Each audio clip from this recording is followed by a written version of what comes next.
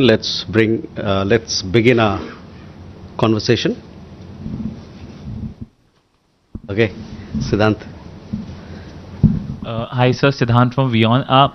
Sir, we saw a comment by the NATO SG regarding the Prime Minister being on phone call with the Russian President and talking about what's the strategy. We have seen increasingly such comments but particularly regarding the NATO chief's comments, any response by the Indian side? Shailendra. Sir Shailendra Vangu news 18 India. अमेरिकी राष्ट्रपति Donald Trump ने एक नया order निकाला है 100% tariff pharma companies पे। तो इससे इंडियन कंपनीज पे कितना असर पड़ेगा और क्या इस मुद्दे को भारत ने अमेरिका के साथ उठाया है? प्रणय। सर प्रणय उपाध्याय, आज तक इंडिया टुडे से। टर्की के राष्ट्रपति अर्दोआन ने संयुक्त राष्ट्र संघ के अंदर एक बयान दिया है जिसमें उन्होंने कहा है कि कश्मीर मुद्दे को जो है यूएन के रेजोल्यूशन के तहत सुलझाया जाना चाहिए और इस मामले पर टर्की अपना समर्थन देता है। इस पर आपकी टिप्पणी तो दीजिएगा ही, लेकिन साथ ही बताइएगा कि क्या नॉर्थ साइप्रस को लेकर भारत की नीति है और भारत इस मामले को क्या यूएन में उठाने जा रहा है?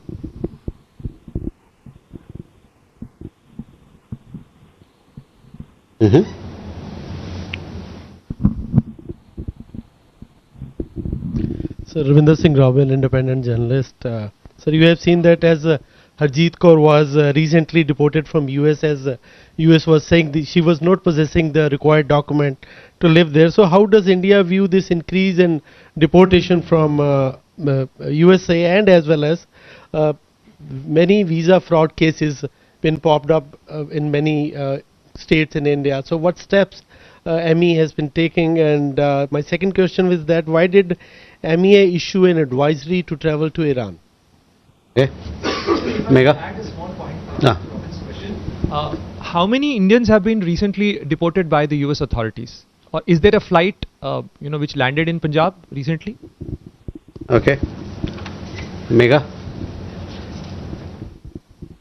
Good afternoon, sir. My question is about the US administration making a statement of reclaiming the Bagram Air Base.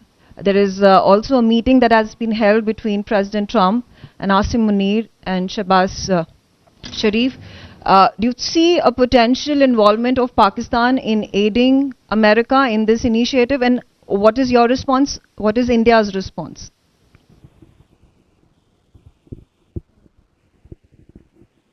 So one by one, first to Siddhant's question, we have seen statement by NATO Secretary General Mr. Mark Rutte regarding a purported phone conversation between Prime Minister of India and President Vladimir Putin of Russia. This statement, let me clarify, is factually incorrect and entirely baseless. At no point has Prime Minister Modi spoken with President Putin in the manner suggested. No such conversation has taken place. We expect the leadership of an important and esteemed institution like NATO to exercise greater responsibility and accuracy in public statements. Speculative or careless remarks that misrepresent the Prime Minister's engagement or suggest conversations that never occurred are unacceptable. As previously stated, India's energy imports are meant to ensure predictable and affordable energy cost to the Indian consumer.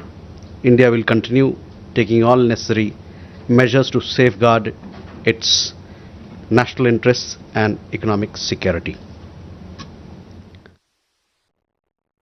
Shailendra, आपका सवाल जो शायद कल जो एक notice आया था social media post पे हम लोगों ने देखा है कि नए टैरिफ की बात हो रही है फार्मा पे और भी अन्य कुछ पदार्थ पे, तो इस रिपोर्ट को हम लोगों ने देखा है और हमारे यहाँ जो मंत्रालय जो विभाग इससे संबंधित है वो इस मामले पे नज़र रखे हैं और उसको उस पर देख रहे हैं कि क्या उस पर असर पड़ता है। विशेष जानकारी के लिए तो मैं कहूँगा कि जो संबंधित मंत्रालय हैं यहाँ पर उनसे बातचीत करेंगे तो ज़्यादा आपको जानकारी मिल सकती है। उन्होंने कश्मीर के मुद्दे पे हम लोगों का बयान साफ है, हमारा क्या पोजीशन रहा है पिछले गत सालों में, गत दशकों में, उससे आप सभी लोग भली भांति वाकिफ़ हैं। जहां तक नॉर्थ साइप्रस की आपने बात कही, मैं आपका ध्यान आकर्षित करना चाहूँगा, जो विदेश मंत्री की मीटिंग हुई साइप्रस के फॉरेन मिनिस्टर से, उस पे ये बातचीत हुई और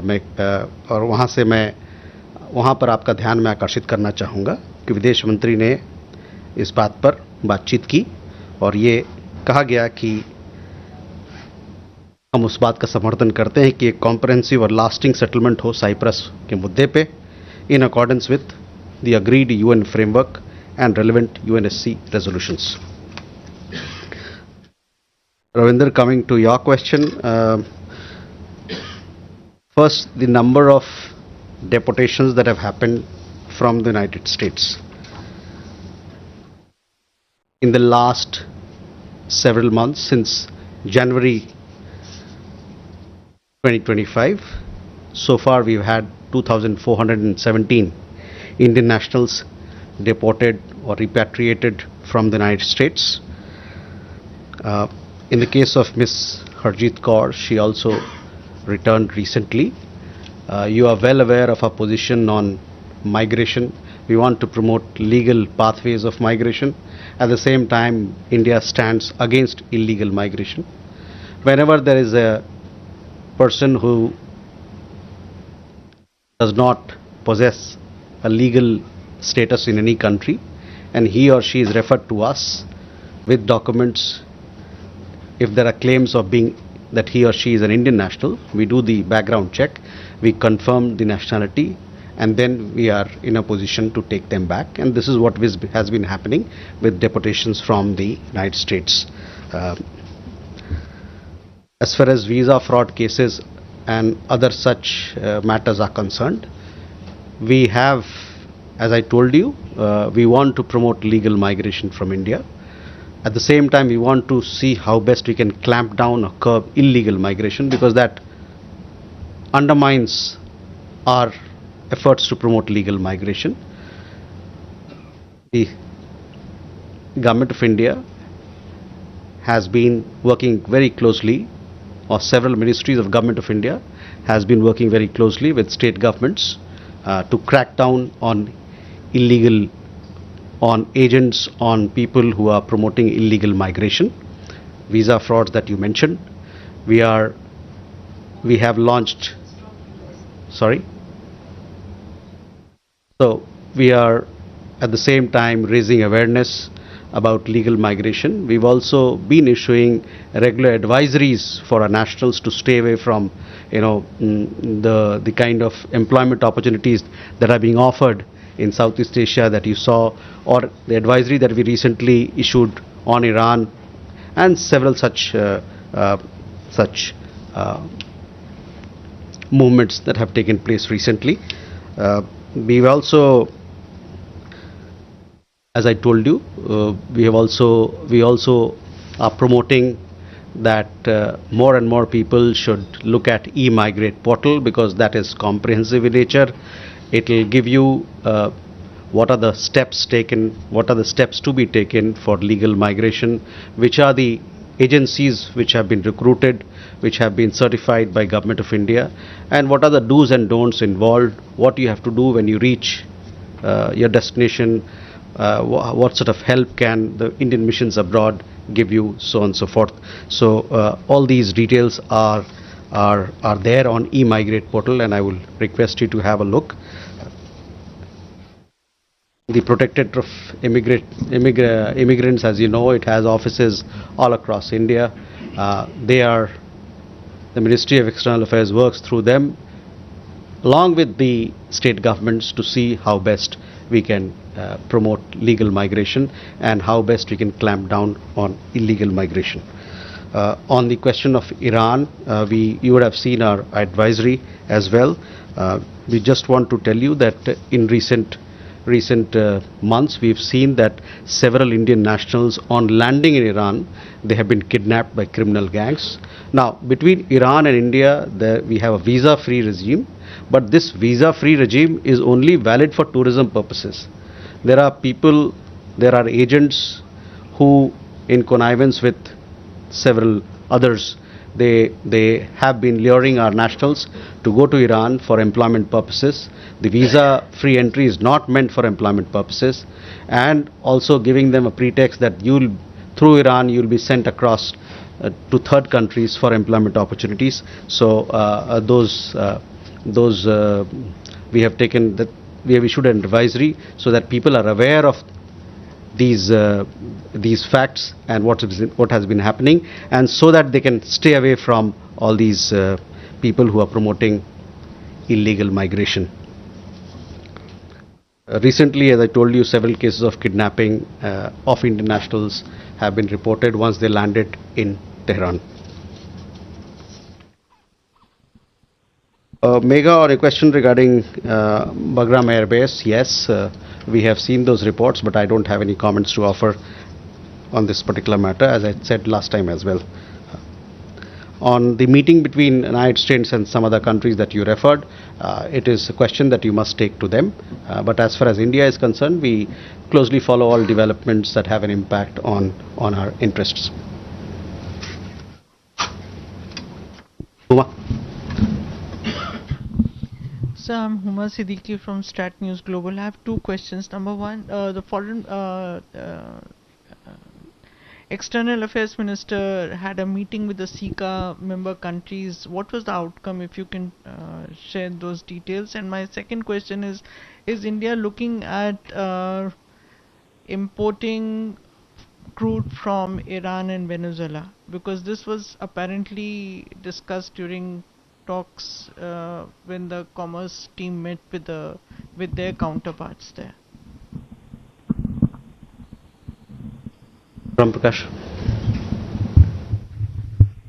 सर ब्रह्म प्रकाश दुबे जी न्यूज़ से मेरा सवाल ये है कि अभी हाल ही में पाकिस्तान और सऊदी अरेबिया के बीच जिस तरह से एक समझौता हुआ है उसको लेकर भारत किस नज़रिए से देखता है, क्योंकि उसमें साफ कहा गया है कि दोनों देशों में से किसी भी देश पर अगर कोई बाहरी दिक्कत आती है तो दोनों का सामूहिक दिक्कत समझी जाएगी. Thank you.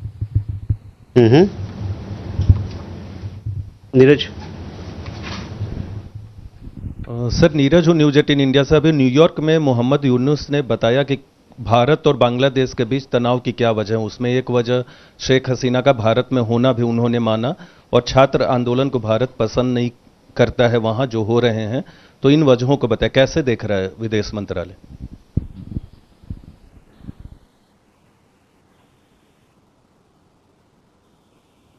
Uma.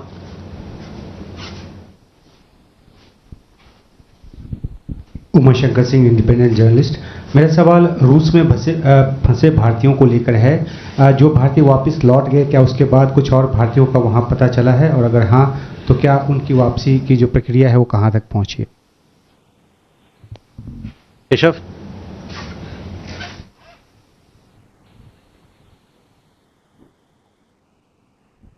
Hello. Thank you, sir. Keshav Padmanabhan from The Print. My first question is that the chief advisor of Bangladesh, Mohammed Yunus, the other day was saying that when it comes to SARC, there's only one country that is preventing the activities of the bloc. I've heard your statements before from this platform with regards to SARC, but with this continuously coming up from Bangladesh, does the government of India have any clear statement on what it wants to do with this organization? And if you would permit me, a second question is in addition to the tariffs that Donald Trump announced last night, he's announced it as well on some specific furnitures, which is about 50%. India's largest export, about $1.1 billion of furniture goes to the US every year. It's about 50%. So is this on top of the additional 50% tariffs? Is there any understanding with the government of India with regards to this? Thank you. Okay, so first, Huma, your question. We did have a meeting with SICA foreign ministers.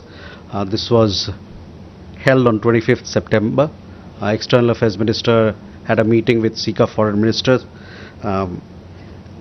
As you know, SICA is an important partner for us as far as South-South cooperation is concerned, and the ambit of Global South solidarity is concerned. Both SICA and India are working together to advance collaboration, cooperation in the fields of digital transformation, renewable energy, food, health, security, and climate action. As far as crude from Iran and Venezuela, I don't have any information in that regard. ब्रह्म पाकिस्तान और Saudi Arabia के बीच में जो संधि हुई है, अभी defence pact हुआ है, उसके बारे में हम लोगों ने एक वक्तव्य जारी किया था और पिछले बार प्रेसर में हम इस बात पर हम लोगों ने इस पर बातचीत भी हुई थी. हमने ये कहा था कि भारत और सऊदी अरब के बीच में एक सामरिक साझेदारी है जो कि पिछले कुछ सालों में मजबूत हुआ है और हमारा ये उम्मीद है कि हमारी जो स्ट्रेटेजिक पार्टनरशिप है या सामरिक साझेदारी है, ये आपसी हितों और संवेदनशीलताओं को ध्यान में रखेगा. नीरज, फॉर्मर जो प्रधानमंत्री हैं शेख हसीना, उनके बारे में हम लोगों ने इस मंच से कई बार आपको बताया है कि हमारा क्या पोजीशन है, तो उससे ज़्यादा मेरे पास और कुछ कहने को नहीं है. मैं चाहूँगा कि आप हमारे जो पोजीशन पहले जो हमने कहा है उस पर ध्यान केंद्रित करें. उमा, योर क्वेश्चन, आपका सवाल रूस में जो भारतीय नागरिक वहाँ के रूसी सेना में हैं उनके बारे में है. देखिए, हाल ही के दिनों में हम लोगों को पता चला कि कुछ और भारतीय नागरिक रूसी सेना में को उन्होंने ज्वाइन कर लिया है. यह बात हम लोगों को भारतीय उनके परिवारजन के मार्फत से पता चला है. इस बात को हम लोगों ने दोनों तरफ, रशिया में उनका जो यहाँ पर दूतावास है और मॉस्को में जो उनका सरकार है, दोनों के साथ हम लोगों ने फिर से उठाया है और बहुत मजबूती से उठाया है कि जल्द से जल्द जो हमारे नागरिक हैं उनको वहाँ से रिहा करा जाए. करीबन 27 लोग हैं जो अभी जिसकी हम बात कर रहे हैं, 27 लोग जो भारतीय नागरिक अभी रूसी सेना में कुछ हाल ही के दिनों में भर्ती हुए थे और उनको हम लोग वहाँ से निकालने की कोशिश कर रहे हैं. साथ ही साथ मैं आपको ध्यान लेना चाहूँगा कि हम लोगों ने कई एक दफ़ा पहले भी एक एडवाइजरी इशू किया था कि लोग इस प्रकार का प्रलोभन देके वहाँ पर बुलाया जाता है उससे बचें. तो एक बार फिर आपके माध्यम से और आप सभी लोगों के माध्यम से ये मैं कहना चाहूँगा कि हमारे जो वहाँ जाके रूसी सेना में जाने के भर्ती होने के बाद जो खतरा है, जो जान का खतरा है, इस पर लोग ध्यान दें और उससे जो वहाँ पर प्रलोभन दिया जाता है, जो जिस प्रकार का एम्प्लॉयमेंट अपॉर्चुनिटीज़ की बात की जाती है, उससे लोग बचें.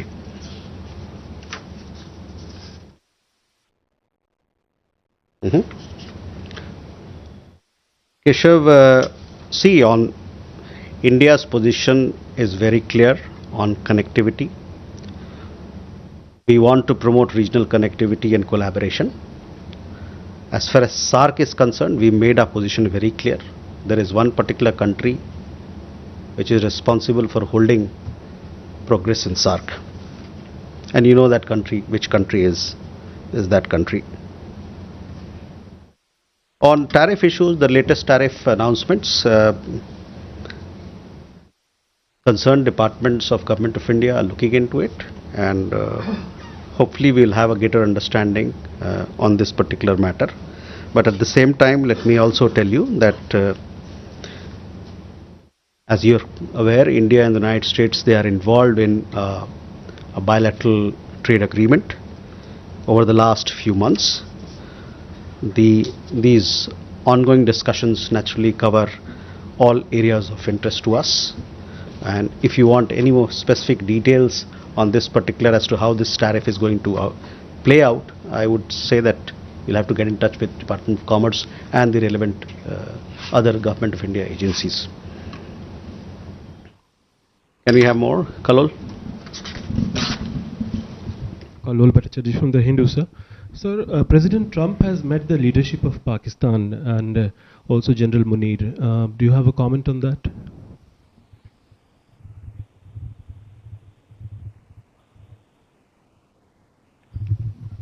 Jessica? This is Jessica Taneja for DD India. In Bangladesh, the Chhatra Shibir, which is affiliated to the Jamaat-e-Islami party, has won a decisive victory in the Dhaka University student elections. Any comment on that? Sanjay? Sir, this is Sanjay from ITV News. There is a news reports that British Prime Minister is likely to take a trip to India in the first week of October. Could you tell us some more details about the agenda and the objective of the trip? And also, sir, the British victims of the Air India crash have been making a strong allegation that they are not being given any update about the investigation or what's happening with this whole thing. So would you like to offer any comment on that? Thank you. Krishmohan? Sir Krishnamohan Sharma Bharat express से। अभी तुर्की का एक बयान आया है कि जो जम्मू और कश्मीर में जो चीज़ें हो रही हैं, खास करके जो कल परसों में जो वहाँ पर दुर्घटना हुई, कि इसको यूएनजीए के रिजोल्यूशन के हिसाब से इसको सॉल्व किया जाए और उस एक तरीके से वो मध्यस्थता करने की भी बात कर रहे हैं sir. Okay.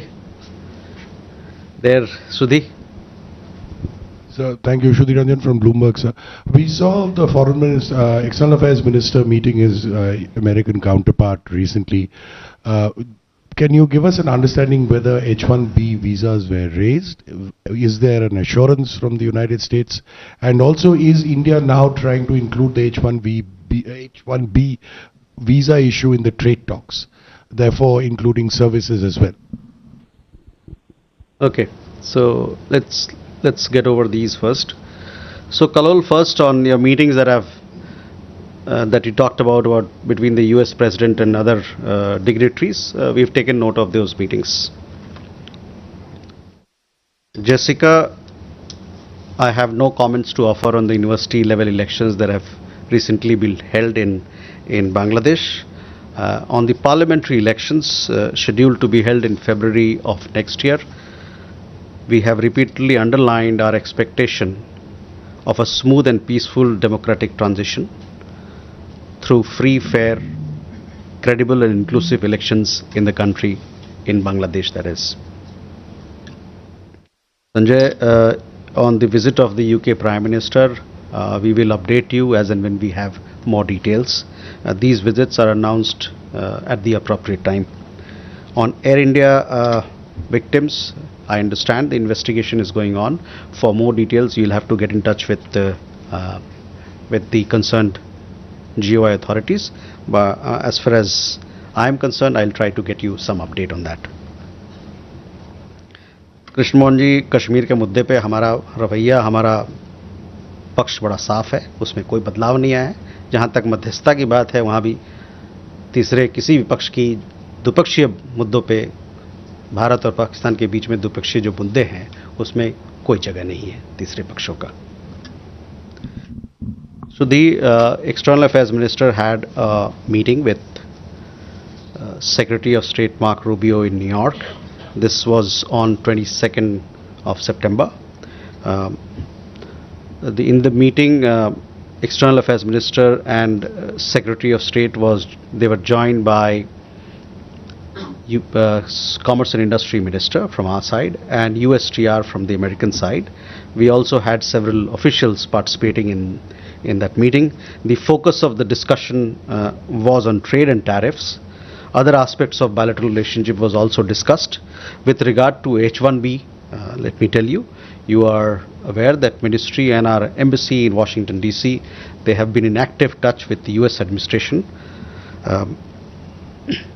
You would have seen after those changes were announced, subsequent to that, clarifications and FAQs were issued by the US side on as to how it's going to play out. This is still an evolving situation and we remain engaged at various levels.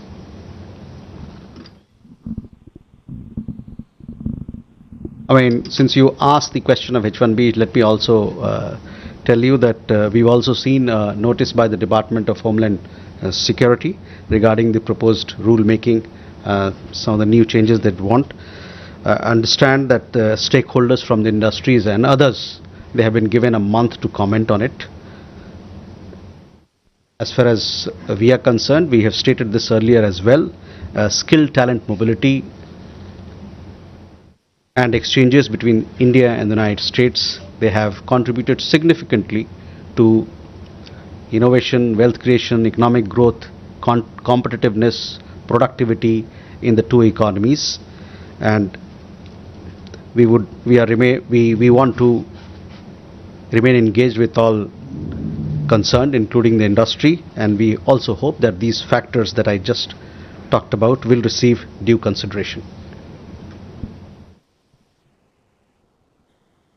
Okay, Shivam. Thank you, sir. This is Shivam Patel from Reuters News.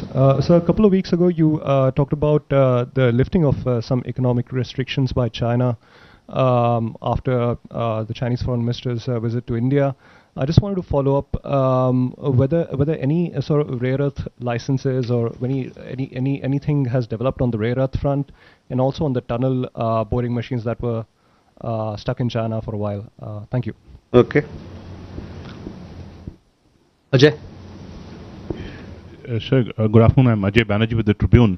Jaiswal sir, I intend to ask you about yesterday, Russian Deputy Prime Minister called on Prime Minister Modi. Can you share, because you have issued a press release about the talks that happened, can you share if we have flagged to the Russians during the meeting yesterday or in the previous meetings we had with the Russian media has been reporting about additional military equipment being sourced from Russia? Okay.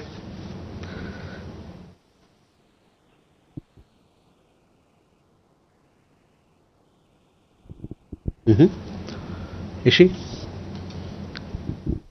This is Yeshi Seli from Business India. President Trump had said that India is one of the primary funders of the war on Ukraine, because it's buying oil from Russia. Any comments on that? And also, President Erdogan had raked up the Kashmir issue in UN. Do you have any comments? Please don't repeat the same question. I've already answered it. Sorry, I came in a little late. Manish Chand, the India Rights Network. As of now, what is the status of the Quad Summit? Will India be hosting it, or is there a plan for another Quad country to host it? And secondly, Malaysia will be hosting the ASEAN Summit towards the end of the month. Who will represent India? Will Prime Minister be going? Thank you. Yeah, question. Yeah. Sir, this is Nairima Basu, independent journalist. Wanted to understand from you, the EU has also said that while we want to upgrade ties with India, India's purchase of Russian oil remains an obstacle, and they've kind of tied it up with the progress in the India FTA. So can you share some comments on that, please? Thank you. Okay, Shivam, first coming to your question, our specific concerns on restrictive measures on trade and roadblocks to economic cooperation have been taken up with the Chinese side during various high-level exchanges, and we have been informing you of those. When our leaders met in Tianjin, they underlined the need to proceed from a political and strategic direction to address economic issues. Both sides have also agreed to explore and resume dialogue mechanism and exchanges to enhance cooperation while addressing each other's concerns. Ajay, your question regarding the visit of Deputy Prime Minister from Russia. Well, this visit happened yesterday. The Deputy Prime Minister of Russia is here along with a delegation to participate in the World Food Programme. On that occasion, he met with our Prime Minister, where we discussed cooperation between the two countries, specifically in the fields of fertilizer, food processing, agriculture, both. There's a lot that we can do between the two countries. As far as defense cooperation is concerned, this is something which is ongoing between the two countries. Asia and Kashmir, I've already answered, you know our position. Manish, on the status of Quad. See, Quad is a platform. Sorry, just a second.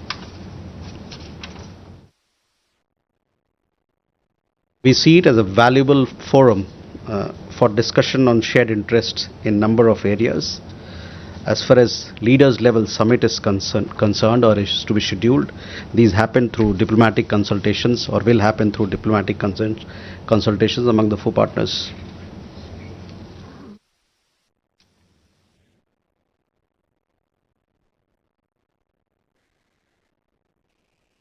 Nanima, your question regarding Russian oil. On Russian oil and energy sourcing, we have articulated our position very well.